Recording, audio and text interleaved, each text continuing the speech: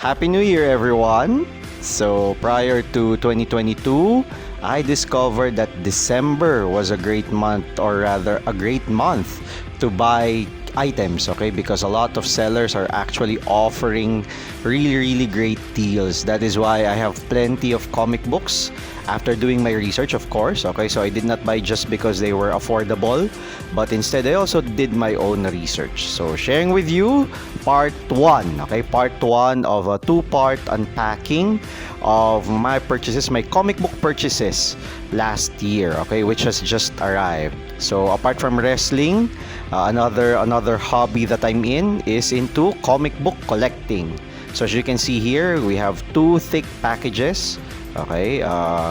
Not so sure how many I have bought, but I'm quite disappointed with the packaging because if it were me, okay, whenever I sell comics or whenever I ship comic books, I put them in between thick boards first, and then that's the time that I will put them in bubble wrap, okay, so to make sure that the comic books will not be damaged, because I'm very particular with damages in my items or in my comic book collection, specifically spine creases. So hopefully, in spite of the packaging, there are no damages, no matter how slight or even the major ones, okay, with this new arrivals.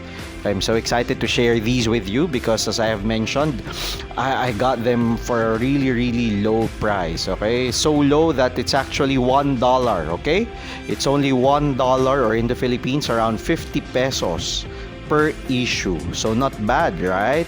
So, and definitely I'm very happy because there are plenty of Justice League titles here because I've always been a DC fan. And it's a good thing that I saw the great deals on Facebook Marketplace. So there's a tip for collectors and flippers alike. So Facebook Marketplace during December, there are a lot of amazing deals because, as I have found out, there are collectors that really dispose of their collection either to buy new stuff or to purchase gifts for their loved ones during the holiday season. Okay, so I have to be very careful given that there are no thick boards in between, that the comic books are placed in between of. So I have to be very careful with unpacking them, of course, especially with the cutting. Okay, I might cut into the comic book sleeve and damage the covers. Okay, so snip. I have to be very careful. Pardon the shaky video, okay? It's the table, the uneven legs of the table. Okay, so here's the first pack. Okay, even if there are no boards, at least the items are well packed, so to speak. So it's compact. So during transit, so there's lesser instances, or there's lesser risk of the items being damaged. Have to pry them carefully from the bubble wrap. Okay, so please bear with me. Here you go. Okay, there, as you can see, what's this first issue? Aquaman. Okay, so even if I'm personally into Justice League and Batman, okay, I'm not one to pass on a good deal. Remember, it's just $1 per issue. And of course, I did my own research. So if the story is good, then I will buy it. Okay. By the way, another step or another pet peeve of mine whenever I'm shipping multiple issues. So there should be alternating. The comic book should be placed in alternating mode, so to speak, quote unquote. Okay, so that there's no pressure on the spines, because for me it's an eyesore, any crease, any spine crease that you will see for improper handling, improper shipping, and improper packaging.